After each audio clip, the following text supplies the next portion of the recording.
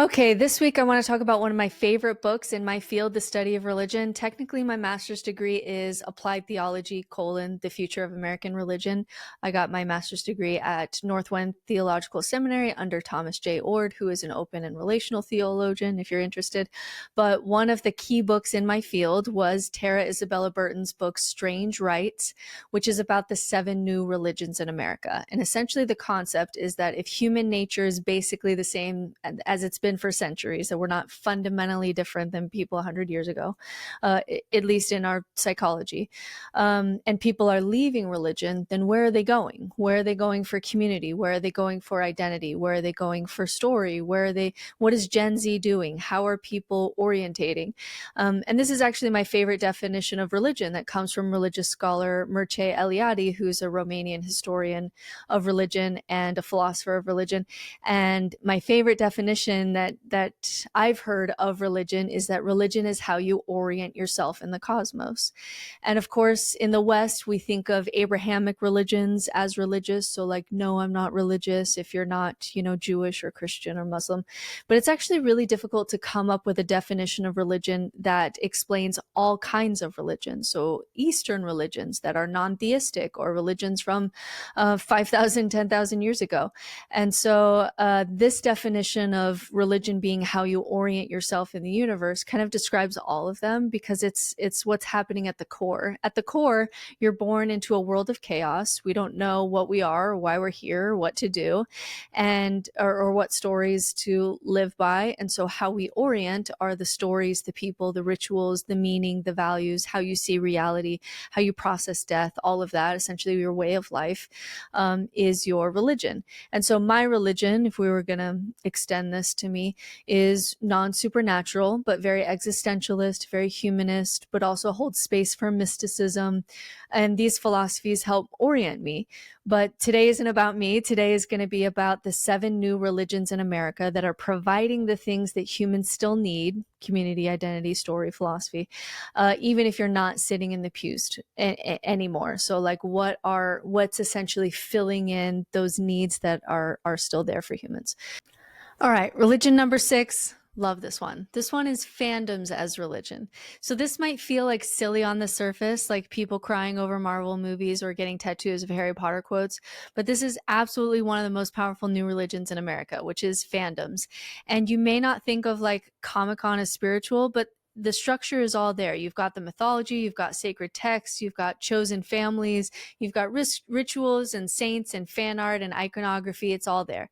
And so if religion is how you orient yourself in the cosmos, and fandoms are kind of like going to Comic-Con as your pilgrimage, then fandoms are offering people orientation through shared stories and archetypes. And so we're now in this moment where shared religious myths used to shape a society, but those are breaking down.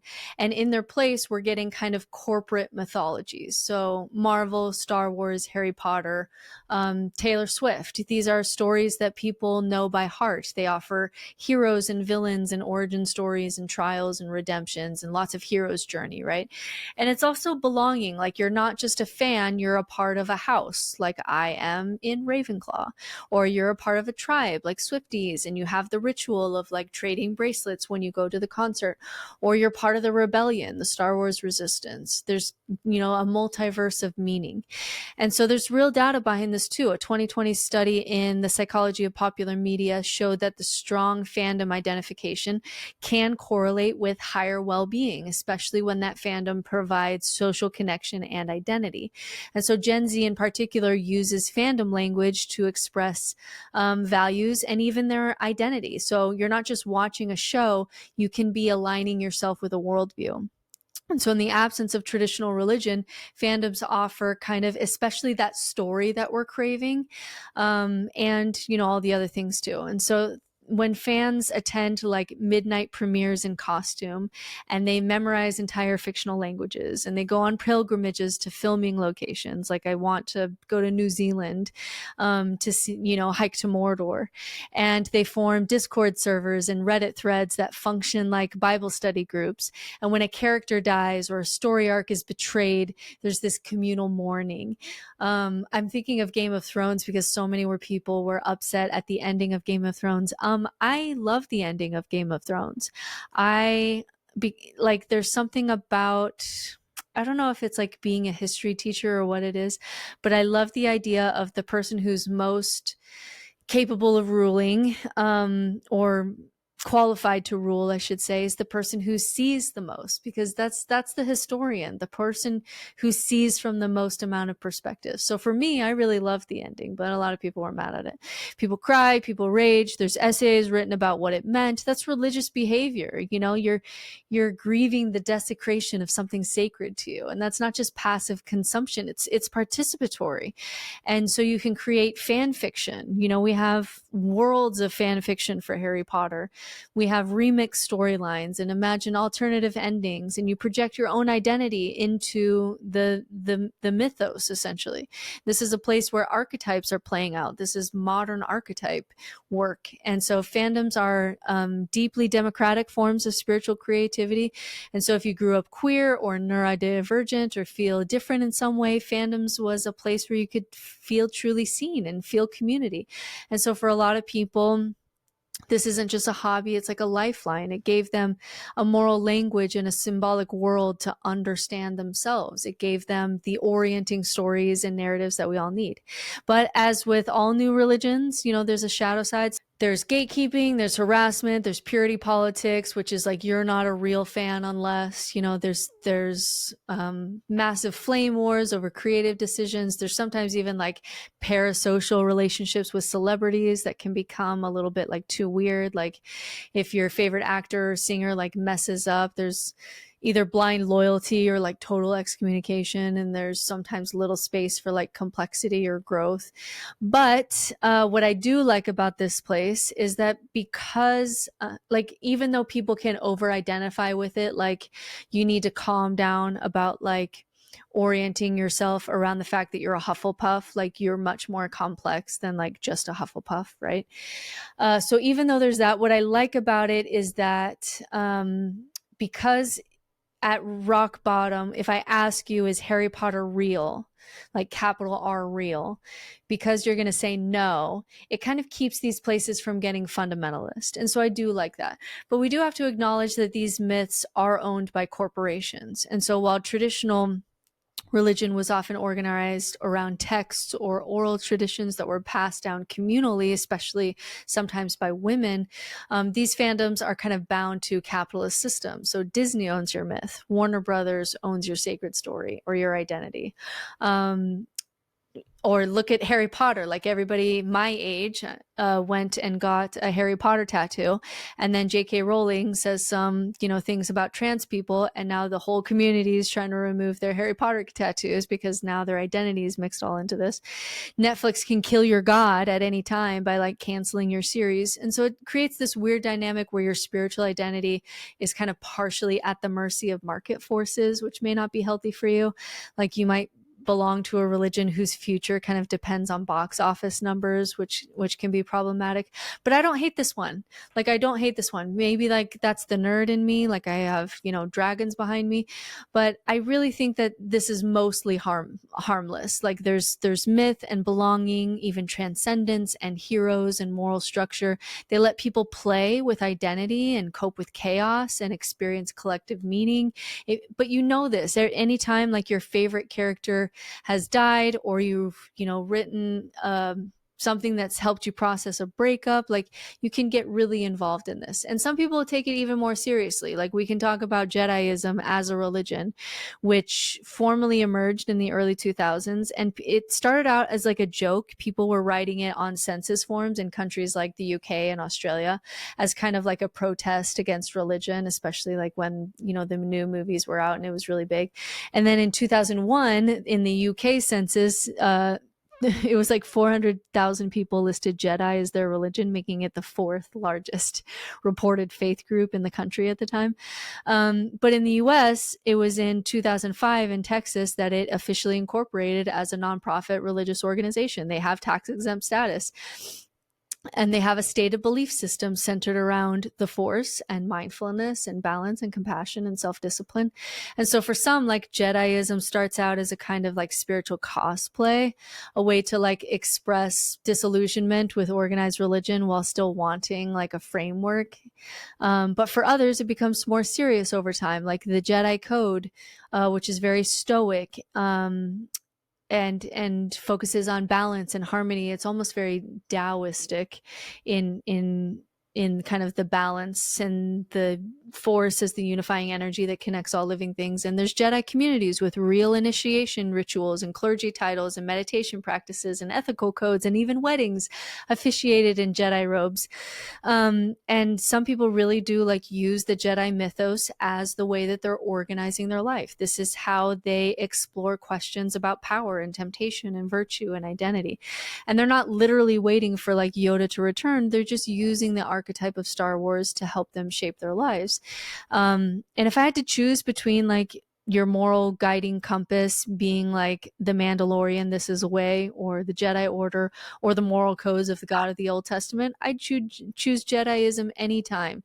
And what really does help is that knowing deep down, even though you're playing in these stories, knowing deep down that it's not capital R real does keep it from true fundamentalism. Like, yes, this can maybe become too much of your identity where it's not healthy for you, but it doesn't become a real crusade or a jihad. And I do like that aspect. Like a Jedi becoming so fundamentalist that is going to, you know, they're going to kill children seems to actually only happen in the movie. That doesn't actually happen in real life, which is good. That's that's good for the world.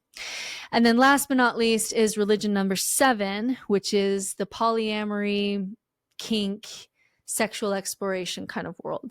And this is a religion of self-actualization through desire. And this one might catch people off guard because most people don't associate like BDSM or polyamory with religion. And what the author is pointing out here is that it's not just about sex per se. It's about a moral and spiritual worldview where desire isn't something to be tamed. It's something sacred because it's your pathway to self-knowledge and healing and authenticity and even transcendence. And so in this frame, like kink and non-monogamy aren't just lifestyle choices, they're spiritual disciplines.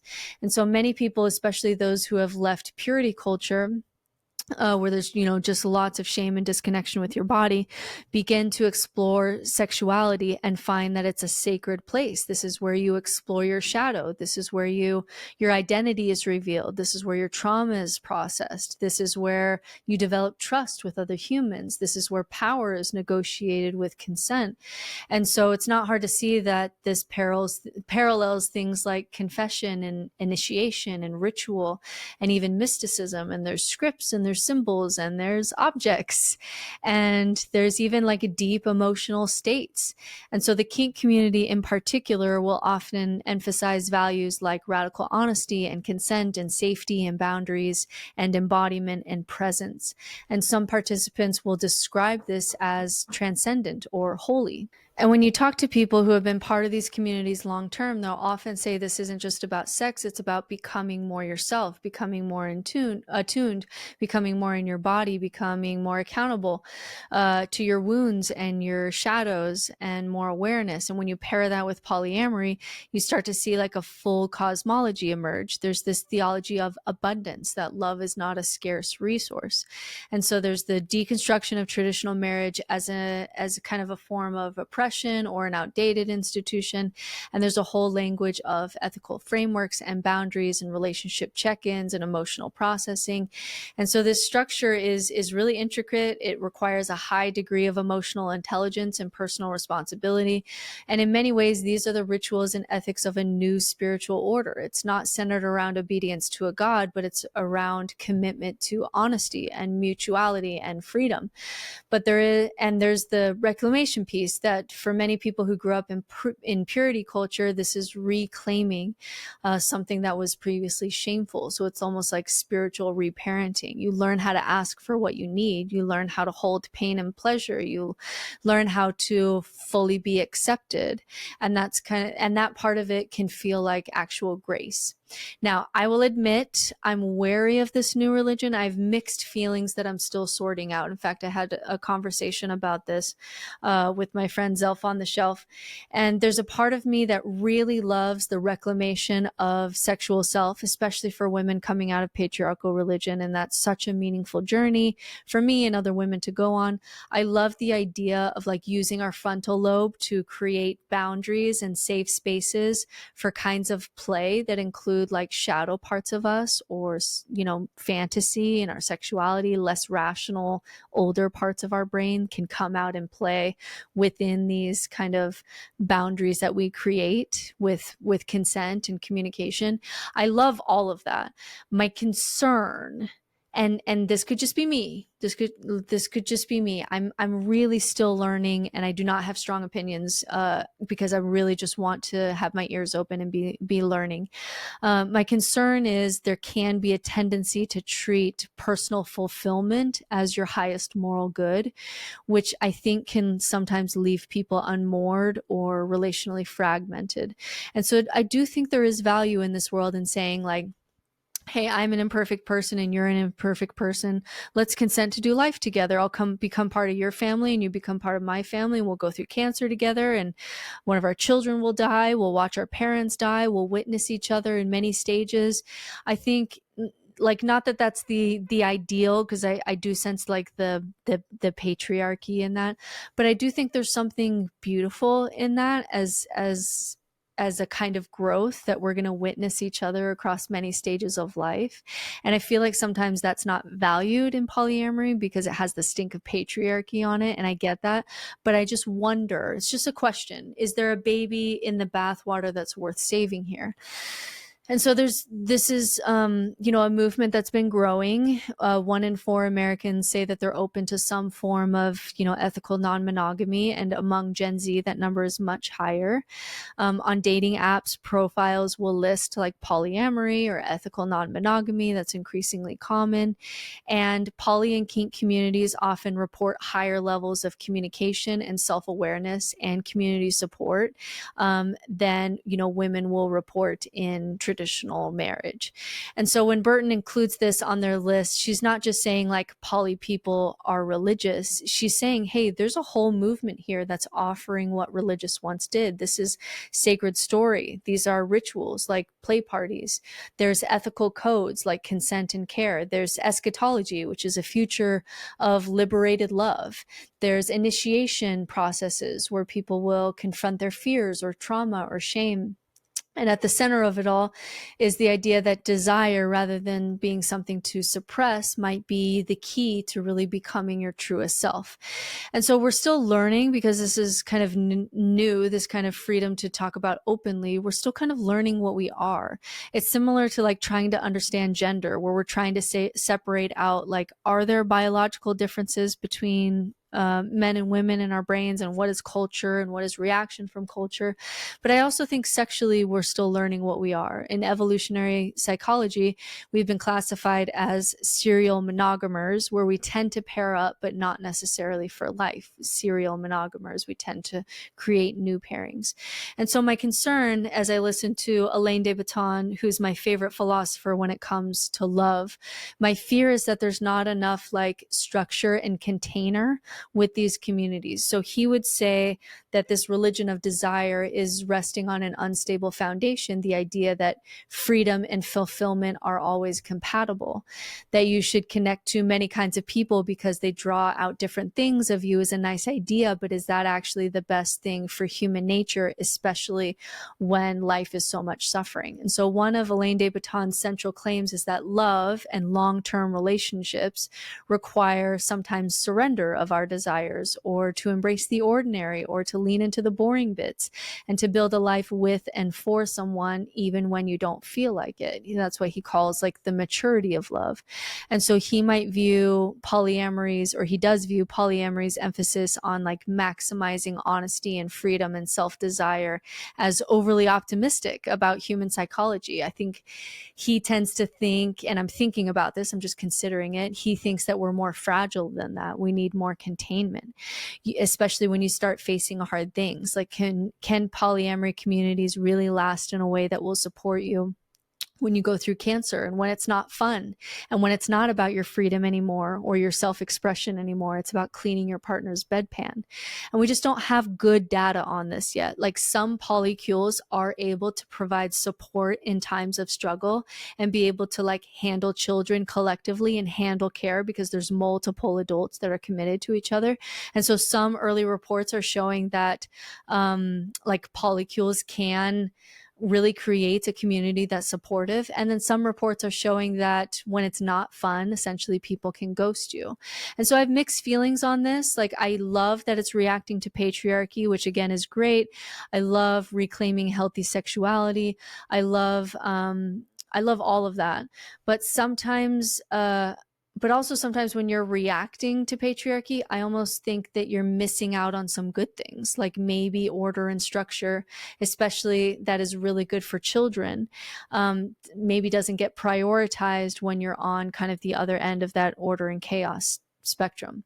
And so I'm not here to shame anyone. I'm still kind of watching the data. I certainly think that young non-monogamous communities are better at things like consent than patriarchal religion ever was. So I'm not here to shame anyone. I'm just wondering what this looks like for the development of children, if you decide to have children, and whether these core values of things like freedom and self-expression can also be tempered by other values, which I think are good too, but are sometimes kind of tossed out with the bathwater. So this is one where like I'm withholding opinion because I have to admit to my own conditioning and my own biases. I need to look at the data, and the data is still really new. We're still kind of sorting it out. And I want to continue to talk to more people. So I'm not going to say like whether I like this as a new religion or not, because truth be told, like I'm just still learning. I'm still learning. And so if you're sitting with all of this and thinking, okay, but what does all this mean? That these are the new religions of America. What I've tried to unpack here is to show that religion isn't just disappearing. It's just being unbundled and being repackaged into wellness routines, identity politics, your sci-fi mythology fandom, your justice activism, ethical non-monogamy communities, yoga retreats. It's just being repackaged. And so this unbundling is happening very fast. Of course, you know, the nuns are growing, especially with Gen Z. But what's really interesting is that atheism only went from 4% to 8%, meaning most people do not self-identify as atheists. They're just saying, I don't trust organized religion anymore. And so what we have is this kind of bricolage, this DIY spirituality where people are stitching together what we used to find in kind of this one-stop shop of your local religion. We're kind of stitching together from different places, where your therapist is your priest, your TikTok feed is your scripture, your morning skincare routine is your liturgy. And so people aren't just doing this because it's trendy, it's because we still have the same psychological needs that religions used to meet. That hasn't gone away. We still need community. We still need story. We still need rituals. We still need to have resources to process death and heartbreak and change. And we still want to know, like, what do I do with my life? What is the good life, right? This question that we've been talking about in philosophy for thousands of years. And so if you don't get that from a church, you'll start to find it in a fandom or a justice movement or a sound bath at a goop summit. And it's been disorienting for Gen Z because there's almost so many choices. It's the top priority for Gen Z when you ask them what's important for, you know, becoming an adult. Instead of saying like, oh, I got to go to college and get married, they say, I want to find themselves. What is my meaning? What's my brand? What am I about? Because there's almost like so many choices when it comes to how to orient your life, and you have so many voices. especially on social media, at once saying like, oh, you should be a Stoic, or you should be this, or you should be that. And so for Gen Z, it's like the problem of almost having too many choices. And so they have a lot of anxiety, building up anxiety, especially in this question of like, who am I and what is my life about? And so what I want to say at the end of this journey, the few people who made it to the end of this, I really don't think this one, there's sometimes where I'm like, oh, I think this might be interesting for people. This one I know I'm like, oh, this is not going to be interesting to most people. So the few of you who have made it, I think it's just a good question to say, what are you building your life around? Because everyone is religious about something. It might be fitness or your political identity or your fandom or your polycool. But something is giving you some sense of what's real and what's good and what's true and what's worth sacrificing for. There's some way that you're orienting. And so the danger of these new religions isn't that they exist. It's that they're often just kind of operating without structure, without elders, without accountability, without the humility that comes from being part of a long tradition that has existed before you and will exist after you. So we know the problems of fundamentalism and patriarchal religion, but now we have kind of the problems of the other side. We have so much individualism that we lose community. We no longer have a place where you have to sit down with people who voted differently than you. Church used to do that. We no longer are accessing the wisdom of our elders. We just put them in a home. We don't have authority, which is great in many ways, but it also means that there's no checks and balances. And I've lost so many friends to their own belief systems of spiritual dimensions and past lives and crystals and mushrooms land, where there's no check to your ego and no rationality. All this to say, I do think that everyone is religious. Human nature, I think, is religious, meaning they long for the things that create religion. I think that's part of human nature. But I don't go as far as to say like Jordan Peterson, where I say that means there's a God and whatever you worship is your God and no one is an atheist. I think he goes off the rails there. But I do think that we can say this is a place where secularism is struggling. We've failed to produce the community and ritual and story and moral education and place where elders can share their wisdom in the same way that religion has. And it's something that secularism is going to have to get better at as Gen Z comes of age and the meaning crisis expands. So my question is just, what, if any of these new religions speak to you? How do you cobble together your own religion? My own personal religion is unique to me. It's a horizontal moral system. It's mysticism from my Sufi teacher. It's the ancient texts that I wrestle with. It's the rebellion of Jesus that I studied in seminary. It's the love of a life of service and family that I learned from Mormonism, even though I'm no longer Mormon. It's a lot of Lord of the Rings, that there's things worth fighting for in this world, Mr. Frodo. And it's my saint. I have my saints up here. Bill Murray, who's got, the best lesson on existentialism in the movie Groundhog Day, how to build a life, even if it's ultimately meaningless. I've got my friends that I've cobbled together, and the She Shed, which is my temple that I come to daily to connect with others and whatever I'm thinking about, and to learn and to think and to read.